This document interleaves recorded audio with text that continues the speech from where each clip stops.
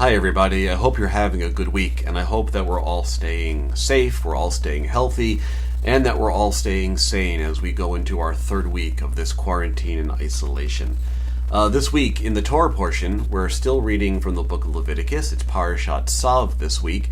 It's the second Torah portion, which means that we're still in the thick of the sacrifice talk. We're still learning all about the details and procedures for various types of animal sacrifice.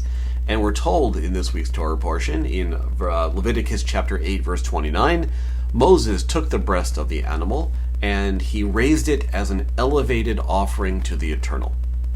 Now that sounds like standard sacrifice stuff, but a sage who goes by the nickname of the Divrei Yisrael notices that the word for the breast of the animal, which is chazeh, is very close to the word for sight or vision, which would be chazon or chazah. And he says that that's purposeful. We're not just supposed to raise the breast of an animal as an elevated offering to God. We're supposed to raise our vision, our actual sight, as an offering to God.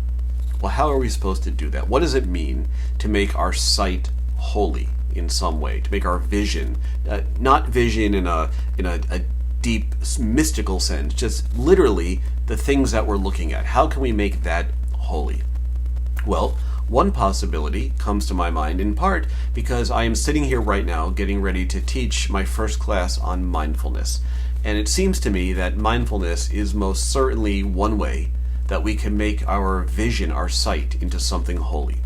One of the great insights of mindfulness is that any activity can be a holy activity if we just direct our minds towards it and towards holiness. And this is an idea which finds resonance and actually finds direct reference in many of the Hasidic teachings.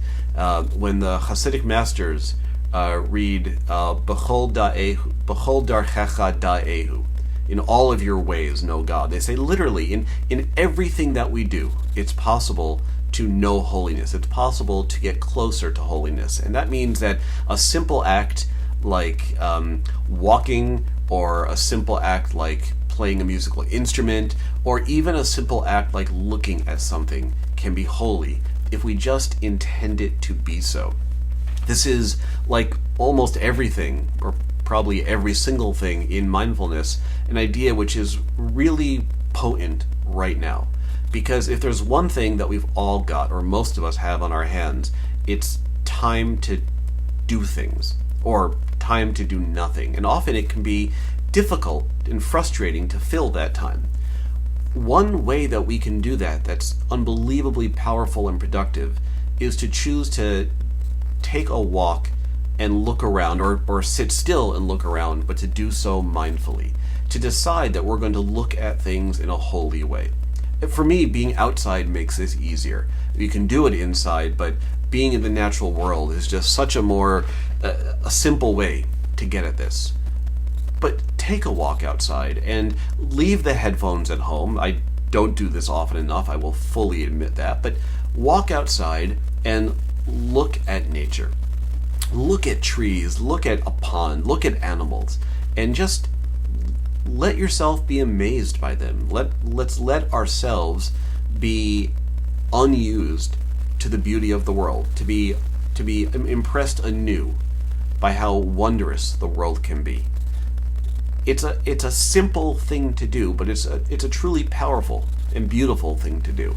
Through this deliberate effort to pay attention to the world around us, we notice beauty and sanctity, holiness in the world around us. And when we do that, we can raise our vision up towards something holy.